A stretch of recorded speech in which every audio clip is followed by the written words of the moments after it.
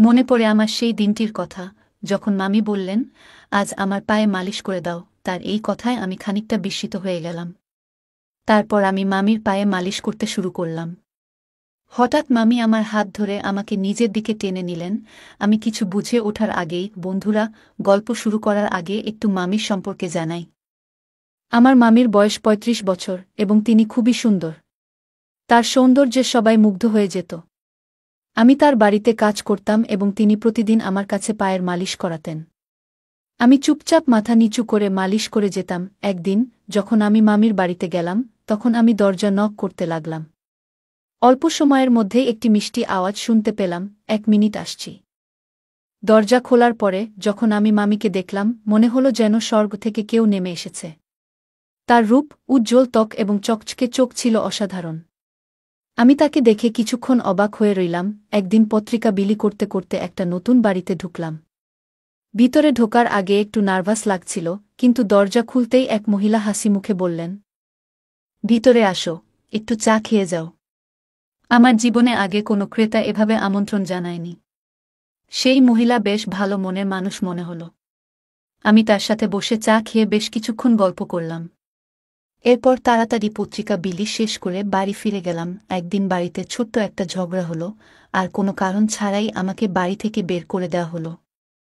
মন খারাপ করে কলেজের দিকে হাঁটছিলাম, তখনই ভাগ্যক্রমে সেই মহিলার সাথে দেখা হয়ে গেল। তিনি তার গাড়ি নিয়ে কলেজের দিকে যাচ্ছিলেন। আমাকে দেখতে পেয়ে তিনি গাড়ি থামালেন। সেই মহিলার সাথে আমার আগের কিছু দিন থেকেই পরিচয় ছিল, কারণ তার বাড়িতে আমি পত্রিকা পৌঁছে দিতাম। সেদিন তিনি আমাকে তার গাড়িতে তুললেন এবং এক ক্যাফেতে নিয়ে গেলেন। ক্যাফেতে বসে কথা বলার সময় আমার ফোনে এক বন্ধুর কল এলো। ফোনটি আমার সেই বন্ধুর, যার বাড়িতে আগের রাতে আমি থাকার জন্য গিয়েছিলাম। সে রেগে গিয়ে বলল, তোর জন্য বাবা আমার উপর রাগ করেছেন, তাই আর আমার বাড়িতে আসিস না। বন্ধুর এই কথা শুনে খুব খারাপ লাগল। আমার মন তখন ভেঙে পড়েছিল। ভাবছিলাম দিনটা যেভাবেই হোক কাটিয়ে দিতে পারব, কিন্তু রাতে থাকার জন্য তো একটা জায়গা চাই। আমার চিন্তিত মুখ দেখে ওই মহিলা, যাকে আমি মামি বলে ডাকতাম, তিনি জিজ্ঞেস করলেন, কি হয়েছে? তোমার মন এত খারাপ কেন? কোনো সমস্যা হয়েছে কি? তার কথাগুলো শুনে মনে হলো আমি আমার কষ্টগুলো শেয়ার করতে পারি। তাই সব কথা তাকে খুলে বললাম। তিনি আমার কথা শুনে মৃদু হেসে বললেন, জানো, আমি অনেক দিন ধরেই একটা সাহায্যকারী খুঁজছিলাম। আমার বাড়িটা বড়, আর আমি একা সবকিছু সামলাতে পারি না। তুমি যদি চাও তাহলে এখানে থেকে আমার কাজে সাহায্য করতে পারো। কিছুদিন আগে বাড়ির পুরনো কর্মচারী গ্রামে চলে গিয়েছিল এবং সে আর ফিরে আসতে চাইছিল না। মামি বললেন, আমার এত বড় বাড়ি একা সামলানো সম্ভব নয়। তুমি যদি চাও এখানে থাকতে পারো। থাকার জায়গা, খাবার আর মাসে ১৫,০০০ টাকা সম্মানীয় পাবে। তার কথা শুনে আমি অবাক না হয়ে পারলাম না, কারণ তিনি আমার সব প্রশ্নের উত্তর একসঙ্গে দিয়ে দিলেন। সেই দিন থেকেই আমি তার বাড়িতে কাজ করা শুরু করলাম। থাকার ও খাওয়ার চিন্তা থেকে মুক্তি পাওয়ার পাশাপাশি বাড়ির সমস্ত কাজের দায়িত্ব নিজের কাঁধে নিলাম। এমনকি যে কাজগুলো জানতাম না, সেগুলোও তিনি ধীরে ধীরে আমাকে শিখিয়ে দিলেন। একদিন দুপুরে আমি নিজের ঘরে বসে বিশ্রাম নিচ্ছিলাম, তখন তিনি আমাকে ডাকলেন। বললেন, আমার পায়ে ব্যথা হয়েছে, একটু তেল মালিশ করে দাও। বাড়ির অন্য কাজের পাশাপাশি এমন কিছু করতে হবে তা ভাবিনি। তবে তিনি যা বলতেন তা না করার কোনো উপায় ছিল না। প্রায় ১ মাস ধরে তার বাড়িতে কাজ করছিলাম। এই সময়ে কেউ তার স্বামী বা পরিবারের অন্য কোনো সদস্যকে দেখেনি। একদিন কথায় কথায় জানতে চাইলাম, আপনি এত বড় বাড়িতে একা থাকেন কেন? উত্তরে তিনি বললেন, আমার স্বামী বিদেশে থাকেন। খুব কম সময় এখানে থাকেন, তবে প্রতি মাসে খরচের জন্য টাকা পাঠান। মামি দেখতে বেশ আকর্ষণীয় ছিলেন, তার বয়স আনুমানিক ৩৫ হবে। যখন তার পায়ে মালিশ করছিলাম, হঠাৎ তিনি আমার হাত ধরলেন। তারপর হালকা হেসে বললেন, তুমি জানো, যখন থেকে তোমার সঙ্গে আমার পরিচয় হয়েছে, তখন থেকেই তোমাকে আমার নিজের একজনের মতো মনে হয়। গত কয়েকদিন ধরে আমি লক্ষ্য করছিলাম মামি আমার প্রতি কিছুটা আলাদা আচরণ করছেন। একদিন তিনি হালকা হাসি দিয়ে বললেন, তোমার সাথে সময় কাটাতে আমার খুব ভালো লাগে। মনে হয় তুমি আমার পরিবারের কেউ। আমি কিছু বললাম না, শুধু চুপচাপ মাথা নেড়ে সম্মতি জানালাম। সেদিন রাতে তার সঙ্গে ডিনার শেষ করে নিজের ঘরে চলে এলাম। গভীর রাতে আচমকা দরজা খোলার শব্দে ঘুম ভেঙে গেল। ভাবলাম হয়তো কোনো চোর ঢুকেছে। বাইরে গিয়ে দেখি একজন অদ্ভুত পোশাক পরা লোক দাঁড়িয়ে আছে, আর মামি তার সাথে কথা বলছেন।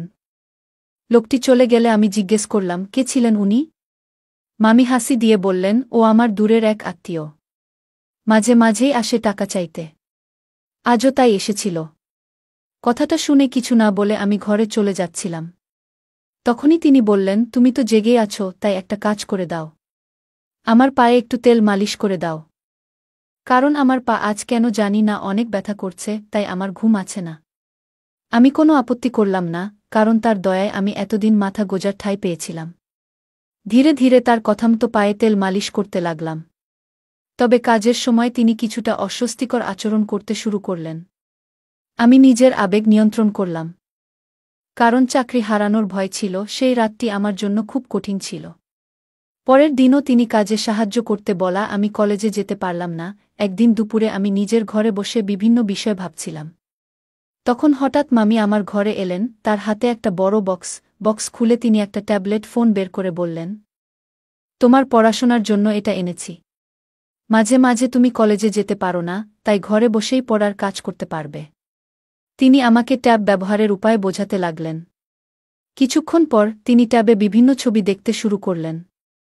ছবি দেখানোর সময় তিনি মজার কিছু ছবি দেখালেন। আমি খুব একটা কিছু ভাবিনি, কারণ এগুলো সাধারণ কথোপকথন মনে হচ্ছিল। তারপর হঠাৎ তিনি বললেন, এই পোশাকগুলো কেমন লাগে? আমি এগুলো কিনেছি, আমার উপর কেমন মানাবে বলে মনে হয়? আমি মৃদু হেসে বললাম, আপনি নিশ্চয়ই দারুণ দেখাবেন। তিনি খুশি হয়ে বললেন, তাহলে একটু পরেই পরি। কিছুক্ষণ পর তিনি ঘর থেকে বেরিয়ে এলেন নতুন পোশাক পরে। তিনি আমাকে জিজ্ঞেস করলেন, কেমন লাগছে? আমি হালকা হাসি দিয়ে বললাম, খুব সুন্দর লাগছে। তবে আমি চোখ নামিয়ে রাখলাম, কারণ নিজের আবেগ নিয়ন্ত্রণ করাই সঠিক মনে করলাম। এরপর তিনি আয়নার সামনে দাঁড়িয়ে নিজের পোশাক ঠিক করতে লাগলেন। তার আত্মবিশ্বাস আর নতুন পোশাকের রূপ একদম আলাদা লেগেছিল। আমি ভেতরে ভেতরে খুবই অস্বস্তি বোধ করছিলাম। একদিকে নিজের অনুভূতিগুলো নিয়ন্ত্রণ করার চেষ্টা, আর অন্যদিকে চাকরি হারানোর ভয়। বাড়ি থেকে বের করে দেওয়ার পর এখানেই আমার থাকার সব ব্যবস্থা হয়েছে, তাই এখানে থাকাটাই ছিল আমার জন্য গুরুত্বপূর্ণ। হঠাৎ করে মামি আমাকে জিজ্ঞেস করলেন, তোমার কাছে আমি কেমন লাগছি? আমি কিছুটা নার্ভাস হয়ে বললাম, আপনি খুবই সুন্দর লাগছেন। এই রূপ আপনার স্বামীকে দেখানো উচিত। দেখবেন তিনি বিদেশ থেকে দৌড়ে চলে আসবেন। তিনি আমার কথায় মৃদু হেসে বসলেন, তবে একটু পর মুখ গোমড়া করে বিছানায় বসে পড়লেন। কিছুক্ষণ পর তিনি বললেন, আমার স্বামীকে ভিডিও কলে এই সাজ দেখালেও কোনো লাভ নেই। তার কাছে তার কাজই সব। আমি শান্তভাবে বললাম, আপনি খুবই আকর্ষণীয় একজন মানুষ। তবে আপনার স্বামী হয়তো কাজ নিয়ে বেশি ব্যস্ত। তিনি মৃদু হাসি দিয়ে বললেন, আমার বয়স এখন ৩৫। তবুও তিনি কখনো পরিবার নিয়ে ভাবেননি। আমি এখন একাই জীবনযাপনে অভ্যস্ত, তবে মাঝে মাঝে মনে হয় জীবনে একজন সঙ্গীর প্রয়োজন, যে আমাকে ভালোবাসা এবং আনন্দ দিতে পারবে। তার কথাগুলো শোনার পর আমি আর কোনো কথা বললাম না। মনে হলো তিনি তার মনের কষ্টগুলো ভাগ করে নিচ্ছেন। মামি মৃদু কণ্ঠে বললেন, যদি আমার স্বামী আমাকে সত্যিই বুঝতেন, তবে আজ এই দিন দেখতে হতো না। আমি কারো সমর্থনের জন্য এভাবে অপেক্ষা করতাম না। তার চোখে জল এসে গেল। এরপর বললেন, তোমাকে দেখে আমার বিশ্বাস হয় তুমি কখনো আমাকে হতাশ করবে না। আমি বুঝতে পারছিলাম তিনি হয়তো ধীরে ধীরে নিজের একাকিত্বের কথা শেয়ার করছেন। তিনি সামনের চেয়ারে আধো পোশাকে বসে রইলেন। আমি অস্বস্তি বোধ করছিলাম এবং নিজেকে সামলাতে সেই ঘর থেকে বেরিয়ে এলাম।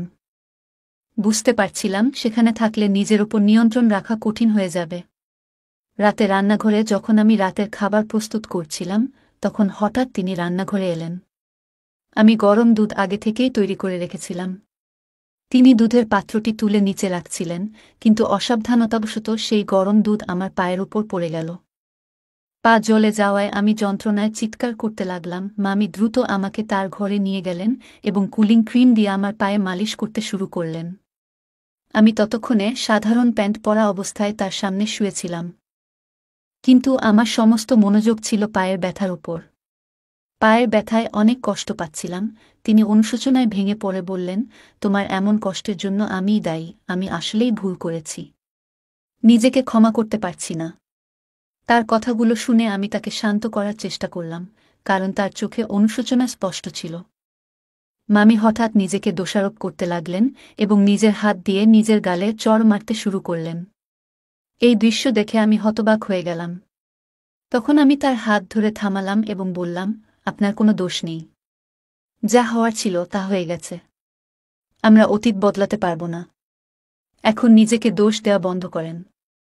তার চোখ দিয়ে জল গড়িয়ে পড়ছিল। আমি এগিয়ে গিয়ে তার চোখের জল মুছে দিলাম। কিন্তু হঠাৎ তিনি আমার আহত পায়ে হাত রাখলেন আর আমার মুখ দিয়ে যন্ত্রণার শব্দ বেরিয়ে গেল।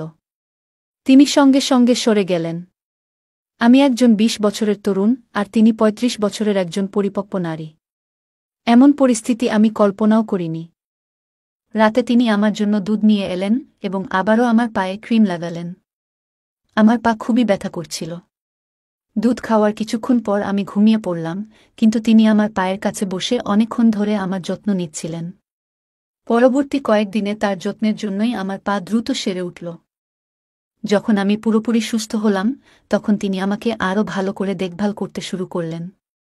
প্রতি রাতেই দুধ খাওয়ার ব্যবস্থা করতেন এবং সবসময় আমার ভালো থাকার জন্য চিন্তিত থাকতেন। একদিন সন্ধ্যায় তিনি আমাকে তার ঘরে ডাকলেন। আমি ঘরে ঢুকে দেখলাম তিনি শুধু একটি তোয়ালে জড়িয়ে আছেন। এই দৃশ্য দেখে আমি খানিকটা অস্বস্তিতে পড়ে গেলাম, কারণ আমি তাকে অনেক সম্মান করতাম। তিনি আমার আশ্রয়দাতা। তিনি তার বিছানার ওপর রাখা শাড়িগুলোর দিকে ইঙ্গিত করে বললেন, আজ আমি তোমার পছন্দের একটি শাড়ি পরব। একটু বাইরে যেতে চাই, তাই তুমি যেটা বলবে সেটাই পরব। আমি শাড়িগুলোর মধ্যে থেকে একটি বেছে দিয়ে বললাম, এটি আপনার জন্য একদম মানানসই হবে। আজ মামির আচরণ খুবই আলাদা ছিল। মনে হচ্ছিল তিনি হয়তো প্রথমবার সাদা সালোয়ার কামিজ পরেছেন। সারা দিন আমাকে সাহায্যের জন্য ডেকে চলেছেন।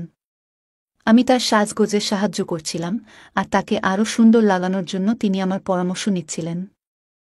যখন তিনি সেজে উঠলেন, তখন আমাকে জিজ্ঞাসা করলেন, কেমন লাগছে আমাকে? আমি বললাম, আপনাকে সবসময় সুন্দর লাগে। আজও অসাধারণ দেখাচ্ছে। এই কথা শুনে তিনি আনন্দে আমাকে জড়িয়ে ধরলেন। তারপর তিনি তার ফোন বের করে আমাদের দুজনের কয়েকটি ছবি তুলে নিলেন। আমি কিছুটা অবাক হয়ে ভাবছিলাম, মামি হঠাৎ এইসব কেন করছেন? তখন আমি তাকে বললাম, মামি, আমি মাত্র ২০ বছর বয়সী। আপনি আমার সঙ্গে যা করছেন তা নিয়ে একটু ভাবা উচিত। এই কথা শুনে মামি কিছুটা রেগে গেলেন এবং বললেন, তুমি এত কথা কেন বলছ? আজকের দিনটি আমার জন্য খুবই গুরুত্বপূর্ণ, কারণ আজ আমার জন্মদিন। আমি চেয়েছি এই দিনটি তোমার সঙ্গে উদযাপন করব। এখন আর কোনো প্রশ্ন করবে না। এরপর তিনি আমাকে তার ঘরে নিয়ে গেলেন। ঘরে গিয়ে তিনি মিউজিক চালালেন এবং আমাকে তার সঙ্গে নাচতে বললেন। নাচের সময় হঠাৎ আমার পা ফসকে গেল এবং আমি মেঝেতে পড়ে গেলাম। আমার হাতেও ব্যথা পেলাম। তিনি আমাকে তৎক্ষণাৎ বিছানায় শুইয়ে দিয়ে আমার হাতে মালিশ শুরু করলেন। কিন্তু মালিশ করতে করতে তার আচরণ কিছুটা অদ্ভুত হতে লাগল। আমি পরিস্থিতি বুঝে নীরব থাকলাম এবং তার সাহায্য নিতে থাকলাম। কিছুক্ষণ পর আমি চোখ বন্ধ করলাম, কিন্তু ঘুম আসছিল না। তখন হঠাৎ দেখি মামি একটি গ্লাসে দুধ নিয়ে ঘরে ঢুকলেন। তিনি গ্লাসটি নিজের হাতে ধরে আমাকে খাওয়ালেন। রাতে মামি আমার পায়ের ব্যান্ডেজ খুলে দেখলেন। তিনি জানতে চেয়েছিলেন যে আমার পায়ের জখম কতটা ভালো হয়েছে। পায়ে হাত বুলিয়ে বললেন, এখন তোমার পা আগের চেয়ে ভালো আছে, তবে পুরোপুরি সেরে উঠতে আরও কিছুটা সময় লাগবে। তিনি স্নেহভরে আমার হাত এবং পায়ে হাত বুলাচ্ছিলেন। তার এই আচরণে আমি কিছুটা অপ্রস্তুত বোধ করছিলাম। পরের দিন সকালে যখন ঘুম থেকে উঠলাম, তখন নিজেকে মামির ঘরের বিছানায় দেখতে পেলাম।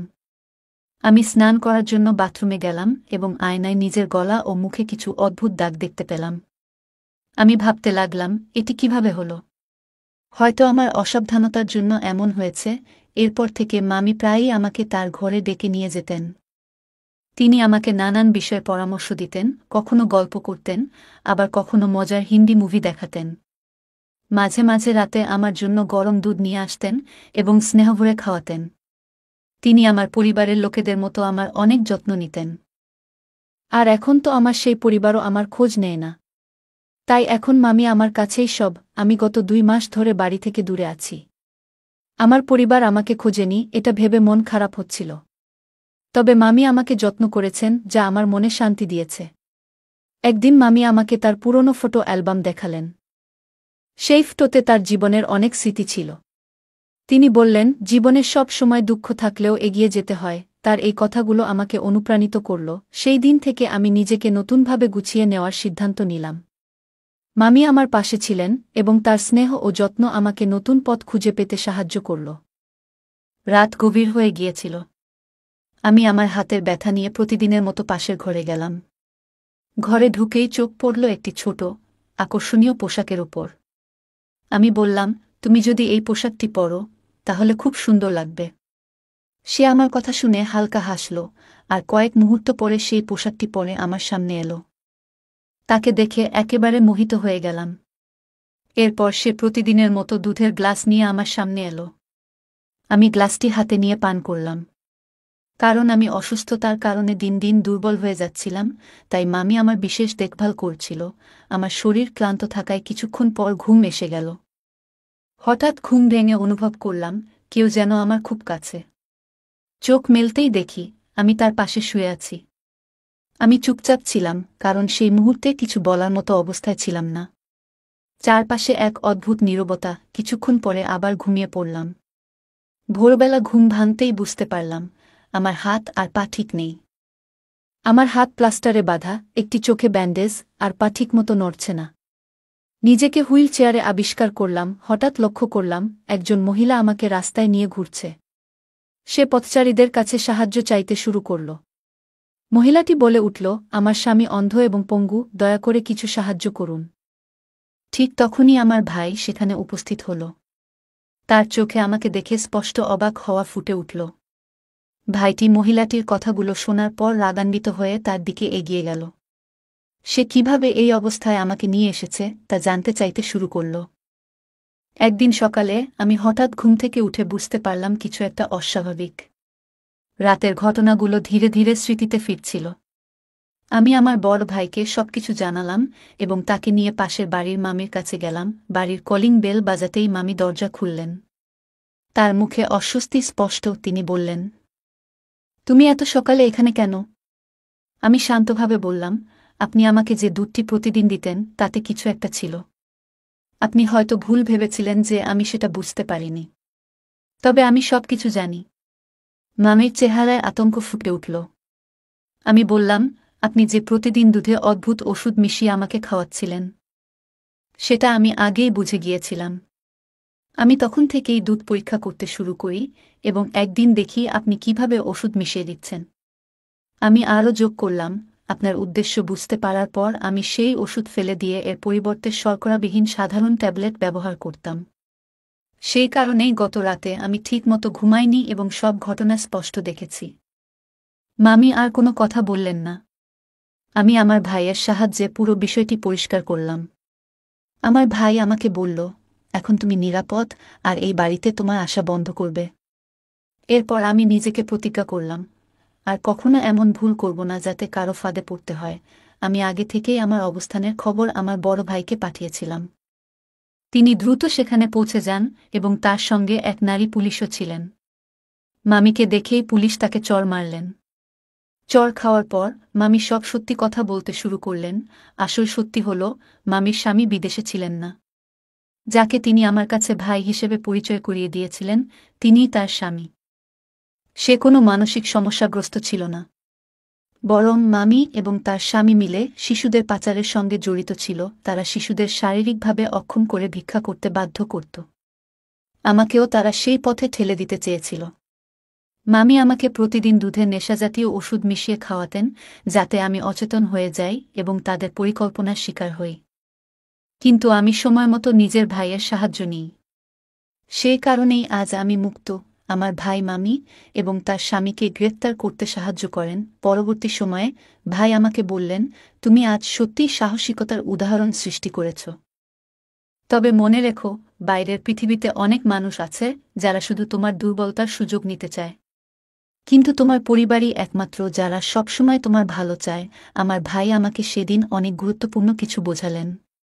তিনি বললেন, এই পৃথিবীতে বাইরের মানুষ অনেক সময় আমাদের ক্ষতি করার চেষ্টা করে, কিন্তু মনে রেখো, পরিবারই আমাদের আসল শক্তি, আমাদের নিরাপত্তার ঢাল। তাই কোনো ভুল সিদ্ধান্ত নেওয়ার আগে আমাদের সবসময় পরিবারের কথা মনে রাখা উচিত।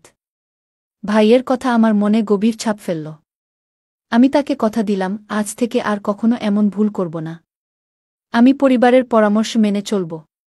ভাই আমাকে জড়িয়ে ধরলেন।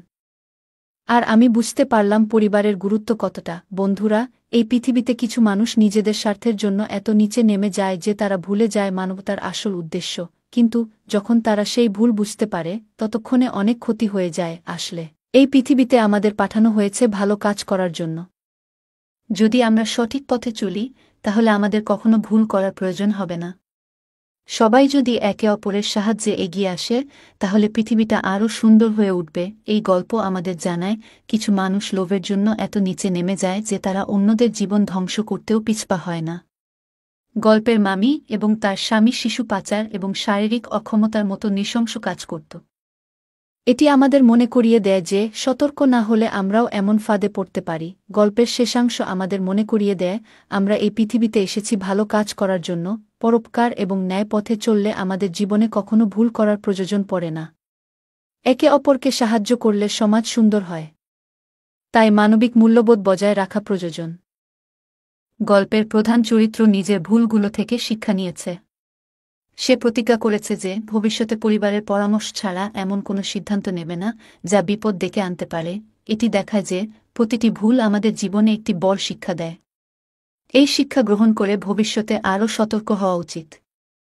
এই গল্পটি আমাদের জীবনে সতর্ক থাকার গুরুত্ব, পরিবারের প্রতি আস্থা, সাহসিকতার মূল্য এবং ন্যায়ের পথে চলার প্রেরণা দেয়া।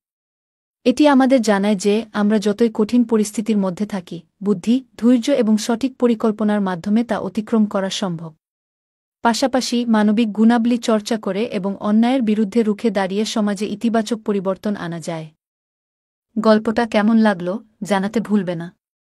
আরও মজার মজার রোমান্টিক গল্প শুনতে চাইলে ভিডিওটি লাইক, শেয়ার এবং চ্যানেলটি সাবস্ক্রাইব করতে এবং বেল আইকনটি ক্লিক করতে ভুলবে না।